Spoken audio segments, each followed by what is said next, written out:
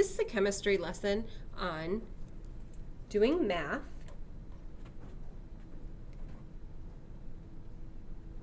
with rounding, place value, and Sig Figs.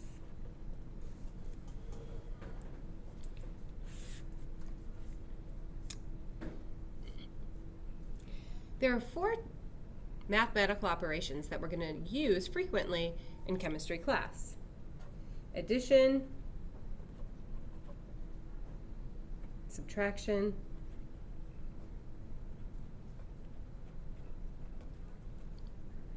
multiplication,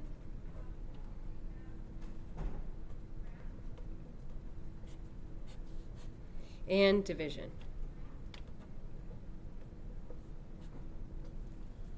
If you ever need to find the total, for example, the total mass of a sample, you could find the mass of each piece and add them up to find the total. That would be addition.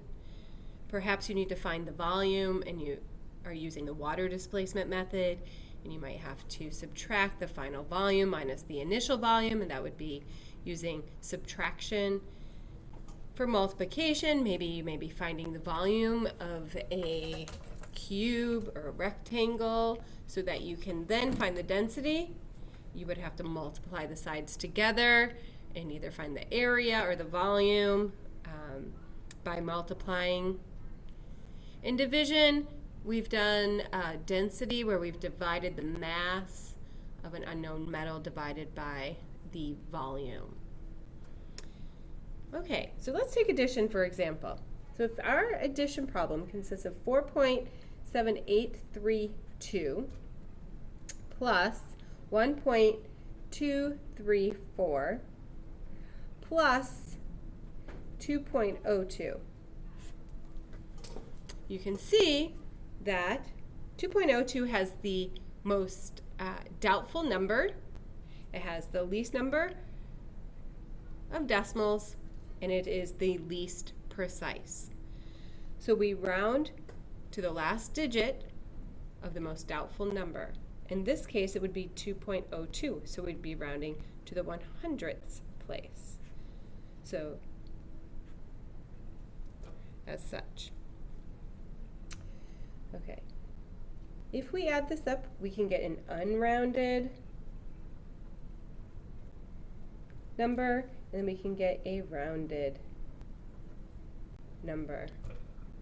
So if we're adding, for example, the mass of a piece of zinc to be, and it's equal to 4.7832, and we used an analytical balance, and then we used another balance and used another piece, and we added 1.234, and then we used another balance that rounds off to the 1/100th, and we got another piece, the mass of another piece, and it was 2.02, and we had to add them up to find the total mass.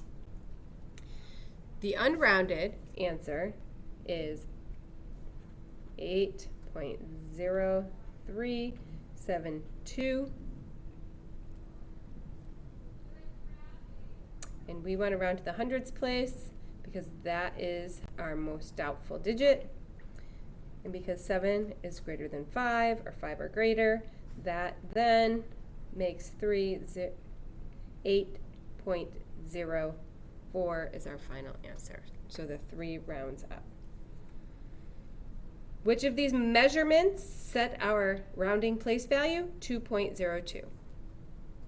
With subtraction, 1.0236 minus 0.97268. Okay, you can notice here there's no digit. This is our doubtful, most doubtful number. It is rounding to the 1/10,000th place. This number is more precise and is rounding out to a further place value. If we perform the subtraction operation, our answer, our unrounded answer would be 0.05092. Our rounded answer, because we're rounding to the 1/10,000, so we'll have 4 decimal places, only one of these numbers, 1, 2, 3, 4, one of these numbers is going to be doubtful. It's going to be this one, so we round that number to 0.0509 because that 2 is less than 5, and so the 9 stays as is. So something to note about both addition and subtraction, your answer must only contain one doubtful digit. So in this case, that's the doubtful digit, and that's the doubtful digit. So let's add that. So for addition and subtraction, your answer must only, your rounded answer must only contain one doubtful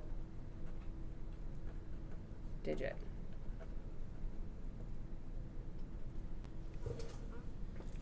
For adding and subtracting. So you're rounding to place value. Multiplication have their own set of rules. So let's take, for example, a measurement 2.8723 multiplied by 1.6. Your unrounded answer is 4.59568. And here we're looking at the answer with the least number of sig figs set by the measurement with the least sig figs. 1.6 has the least significant digits out of these two measurements, which is 2. So we're going to round this to 2 sig figs. So the answer is 4.6. Division, we have 45.2 divided by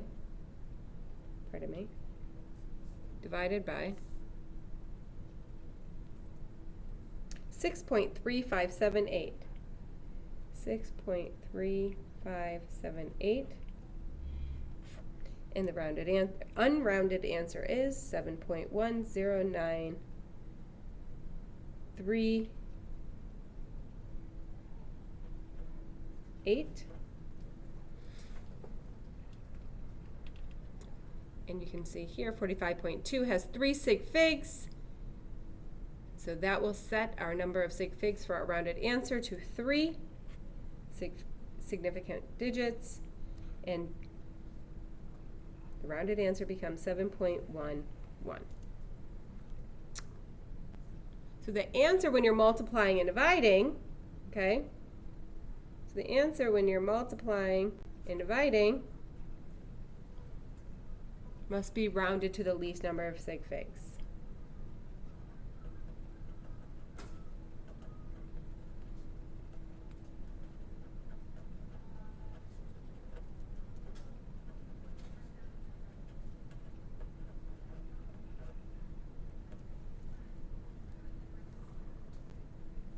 And that's how you do math, rounding place value and sig figs.